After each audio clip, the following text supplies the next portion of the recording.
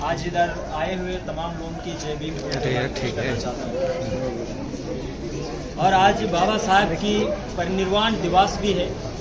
और मेरा बात को शुरुआत करने से पहले एक छोटा सा कन्वर्सेशन था जो बाबा साहब के बीच में और बाबा साहब के जो पर्सनल सेक्रेटरी था जो नानक चंदू रत्तू के बीच में हुआ है।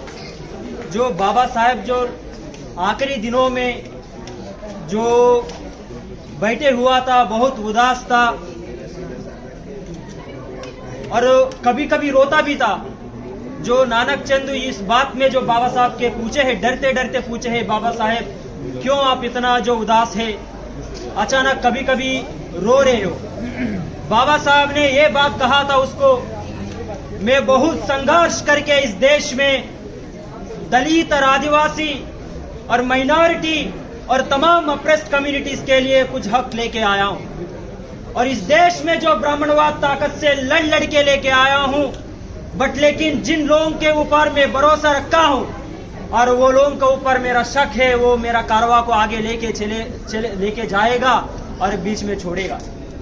और मेरा समाज को ये बताओ, ये कारवा को मैं इधर तक लेके आया हूं और ये कारवा कभी भी नहीं रुकना चाहिए।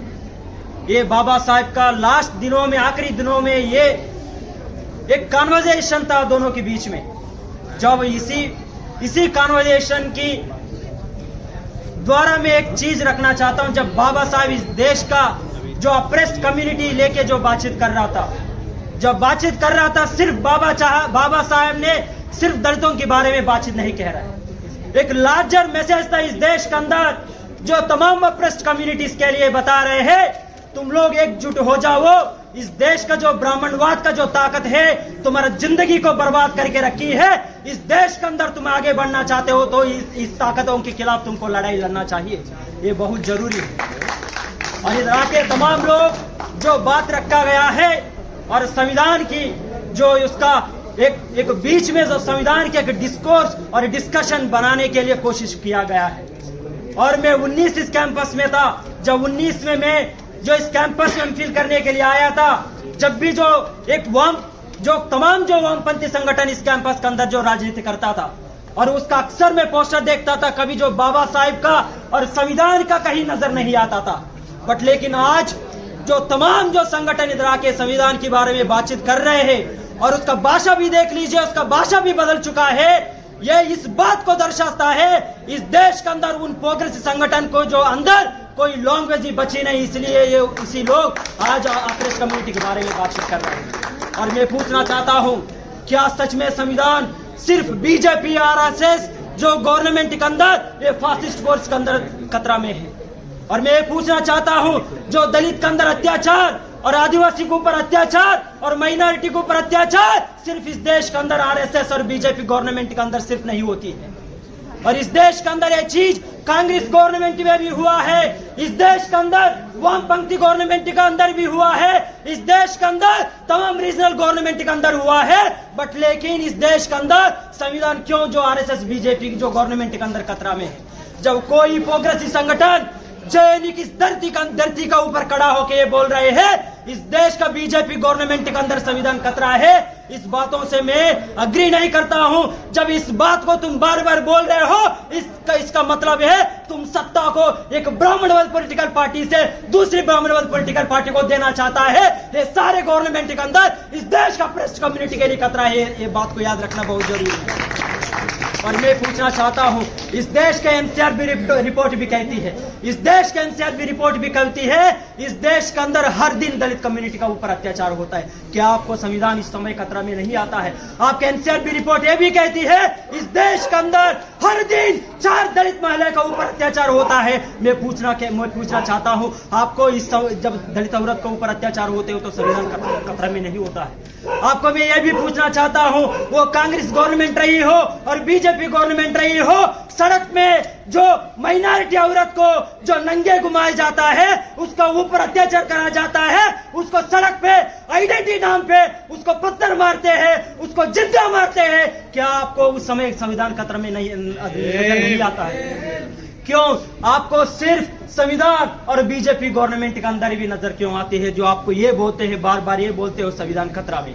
और मैं कहना चाहता हूं, मैं एक अम्बेडकरवादी हूं, एक अप्रेस्ड यूनिटी का फिलॉसफी को, आइडियोलॉजी को मैं मानता हूं, बहुजन विचारधारा पे मैं बिलीव करता हूं। मैं इसलिए कहना चाहता हूं, इस देश के अंदर बिफोर इंडिपेंडेंस है, बिफोर कॉन्स्टिट्यूशन है, आफ्टर कॉन्स्टिट्यूशन, आफ्टर जो इंडिपेंडेंस के बाद में भी आप देख लेना, इस देश को अलग अलग समय में अलग अलग अपर कास्ट पॉलिटिकल पार्टी ने राज किया है। और मैं पूछना चाहता हूं, आपको डेटा भी बताना चाहता हूं, वो इतिहास को भी याद दिलाना चाहता हूं। वो इतिहास से आपको पता चलेगा इस देश के अंदर सिर्फ अभी संविधान खतरा में नहीं है, हमेशा इस देश के अंदर जो अप्रेस्ड कम्युनिटीज खतरा में रहे हैं। इस देश के अंदर संविधान अलग अलग शासन में, अलग अलग समय में संविधान हमेशा खतरा में रही है। मैं पूछना चाहता हूं, उन वामपंथी संगठन से मैं पूछना चाहता हूं, हमको ये चीज मालूम है, हमारे आंखों के सामने है, ये हिंदुत्व आइडियोलॉजी,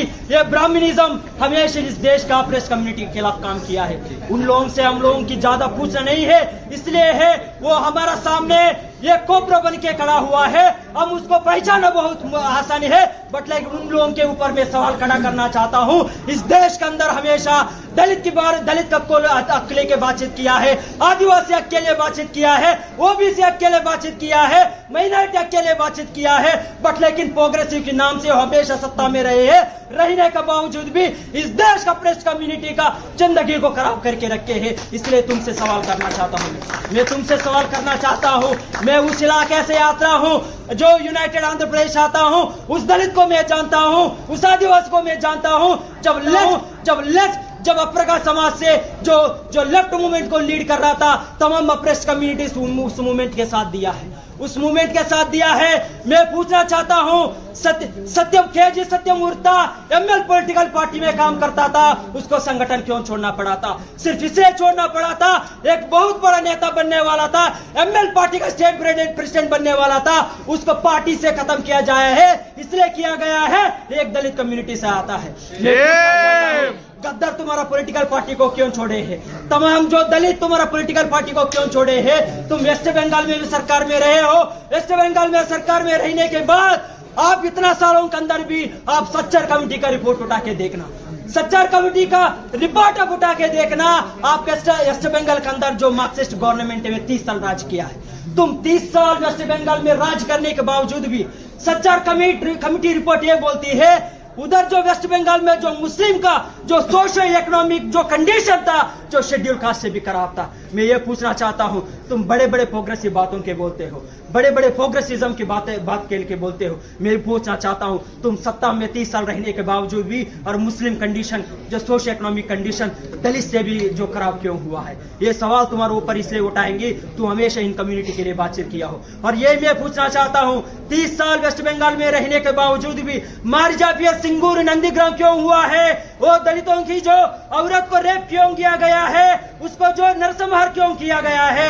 मैं इसलिए आपको पूछना चाहता हूं, तुम्हारा जो कांग्रेस और कम्युनिस्ट का इस देश के अंदर और बीजेपी का कोई अंतर नहीं है, ये कोई अंतर नहीं है। इसलिए जो बाबा साहब कहते हैं, it is the pointless to distinguish between the progressive Brahmanism और स्पिरिचुअल ब्राह्मणिज्म। वो दोनों एक ही है, एक शरीर का दो हाथ है। ये दोनों ब्राह्मणिकल फोर्सेस उसका सत्ता के लिए लगता है इस देश के अंदर जो अप्रेस्ड कम्युनिटी को खत्म करने के लिए। और मैं ये पूछना चाहता हूं, इस देश में एक माहौल बनाया गया है, जो कांग्रेस ने जो गांव घूम रहे हैं, डंडोरा पीट रहे हैं, जो संविधान खतरा में है, हम कास्ट सेंसस कराएंगे। इसका साथ बहुत सारे रीजनल पॉलिटिकल पार्टीज भी साथ देते हैं। मैं ये पूछना चाहता हूं, इस देश के अंदर आप जो 1991 में जो इकोनॉमिक रिफॉर्म्स आया है, पूरा उसका जो इतिहास और उसको डेटा उठा के देखना। इस देश के अंदर जो तमाम जो पब्लिक सेक्टर को जो प्राइवेटाइजेशन इस देश के अंदर जो कांग्रेस ने शुरुआत किया है, ये क्यों किया है? एक ब्राह्मणिकल जो मैकेनिज्म था, ये ब्राह्मणिकल एक षड्यंत्र था, जो उन्हीं पब्लिक सेक्टर में जो बाबा साहेब ने इस देश के अंदर रिजर्वेशन दिया है। जब रिजर्वेशन देने के बाद धीरे धीरे इस देश के अंदर दलित और आदिवासी ओबीसी उन पब्लिक सेक्टर में जो बैठना शुरू किया है, उसका रिप्रेजेंटेशन बढ़ा है। जो समाज को कभी भी समाज के अंदर इंसान नहीं मानता था, उसको बराबर ही नहीं मानता था, वो सड़क पे आने से उसको मारता था, वो पब्लिक सेक्टर में पहुंचना शुरू किया है। इसलिए जो कांग्रेस गवर्नमेंट में जो बैठे हुए जो तमाम जो ब्राह्मणवाद था, जो तमाम प्रकाश था, उसको ये लगा है आज प्राइवेट सेक्टर में घुस रहे हैं, आने वाला समय में पूरा जो मैकेनिज्म को और पूरा जो स्ट्रक्चर को डोमिनेट करेगा। ये हमको जो बराबर नहीं देखना चाहता है। इसलिए जो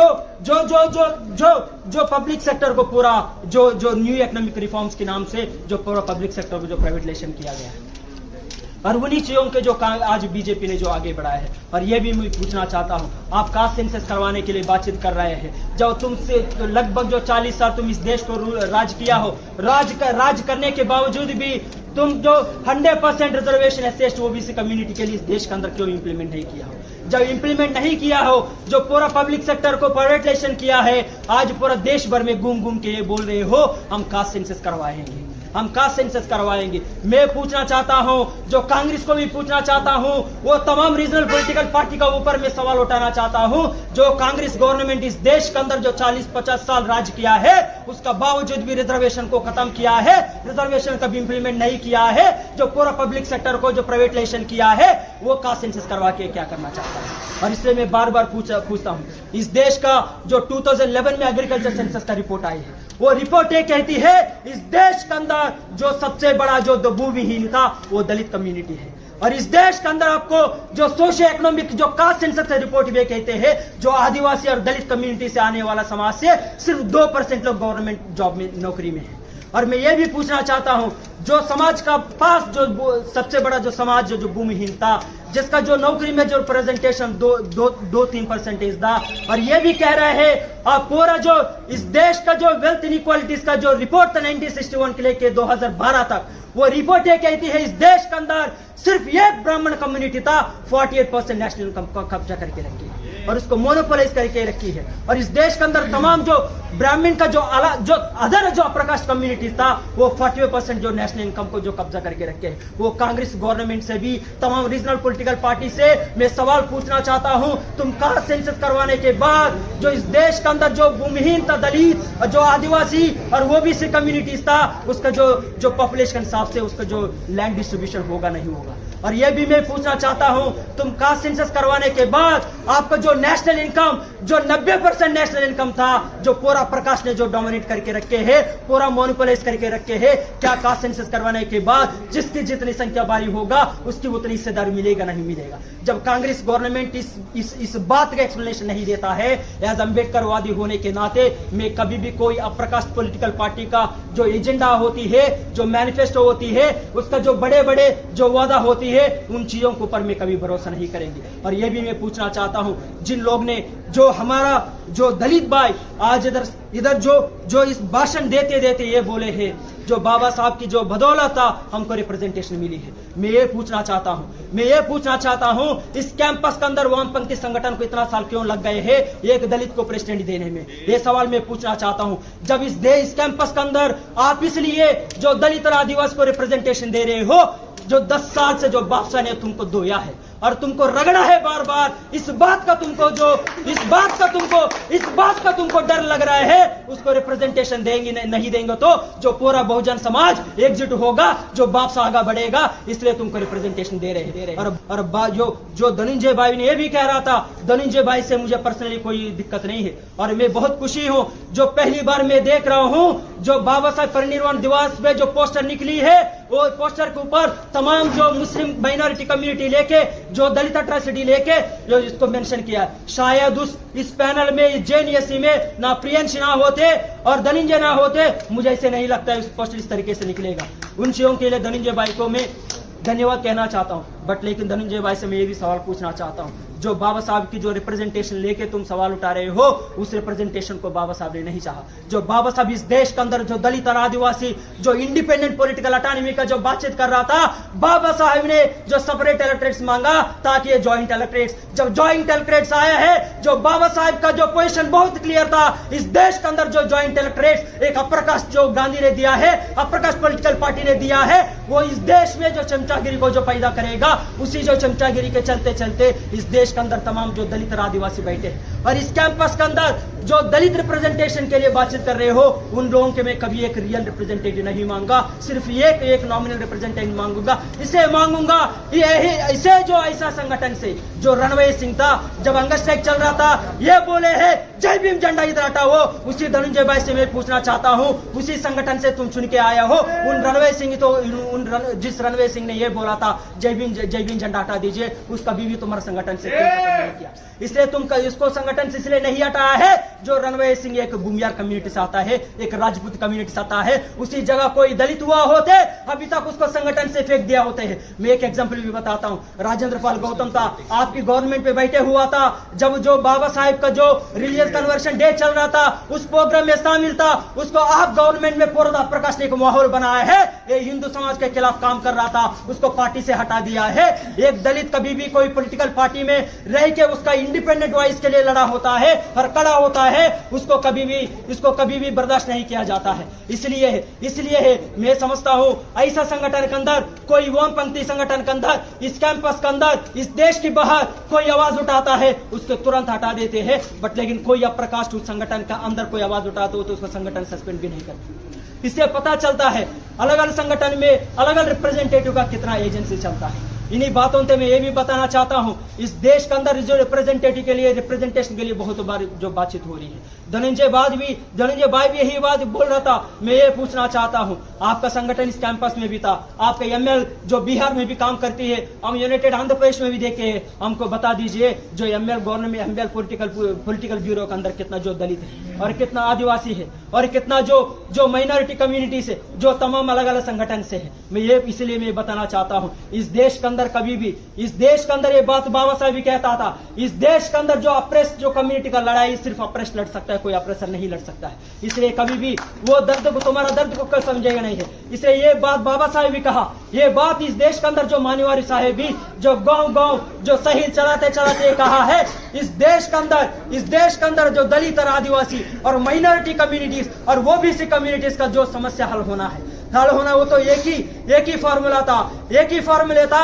इस देश का तमाम अप्रेस्ड कम्युनिटीज एकजुट होना चाहिए, उसका खुद प्लेटफॉर्म बनाना चाहिए, उसका लोगों की चुन के इस देश के अंदर जो सरकार बनाना चाहिए, और तभी इस देश के अंदर इन कम्युनिटी का ऊपर अत्याचार खत्म होगा, तभी इन कम्युनिटी का जो आवाज जो सुनना पड़ेगा, उनका सब समस्या हल होगा। इसलिए मैं कह रहा हूँ इस कैंपस के अंदर यही बात मैं बार बार कहना चाहता हूँ। यही बात बार बार इस कैंपस के अंदर जो बादशाह ने गल्ला पाड़ के हर अप्रेस्ड कम्युनिटी का बीच में गया है और इसको बोले है, इस कैंपस के अंदर 70 साल से और 40 साल से इस कैंपस में और इस कैंपस के बाहर है जो दलित और आदिवासी नाम से हमेशा वोट मांगा गया है और उसको वोट दिया गया है, उसको सत्ता में लेके आया भी था, बट लेकिन उनको वापस कभी नहीं कुछ नहीं मिले है। इस कैंपस के अंदर अभी भी उसी तरीके से चलता है। आप देख लीजिए एसएल जो लैंग्वेज लिंग्विस्टिक्स जो डिपार्टमेंट था, उसको छोड़ के इस कैंपस के अंदर जो मुस्लिम कम्युनिटी का जो रिप्रेजेंटेशन था ना की बराबर था। और ये भी कहना चाहता हूँ इस कैंपस के अंदर अभी भी डिस्क्रिमिनेशन होती है, वही इसमें कम मार्क्स मिलती है और उसको जो इतना साल इस कैंपस के अंदर 40 साल 50 साल राज करने के बावजूद भी इस कैंपस के अंदर एससी ओबीसी कम्युनिटीज का मुद्दा इसी तरीके से रहा है। इसलिए मैं कहना चाहता हूं आने वाले समय में इस कैंपस के अंदर अप्रेस्ड कम्युनिटी को हम लोग बचाना चाहता है। मेरा एक ही मैसेज रहेगा, ये सारे अप्रेस्ड कम्युनिटीज एक साथ आना चाहिए। जब आके तुम्हारा सरकार और इस कैंपस के अंदर तुम्हारे रिप्रेजेंटेटिव को तुम चुन के तुम जेएनयूएस में आएगे तो इस कैंपस के अंदर हमारा कम्युनिटी का मान हम लिबरेट कर सकता है। इस कैंपस के अंदर हमारा कम्युनिटी इंटरेस्ट हम उसको प्रोटेक्ट कर सकता है। और इन्हीं मैसेज के साथ तमाम लोगों की जय भीम, फुल जोहार पेश करता हूं।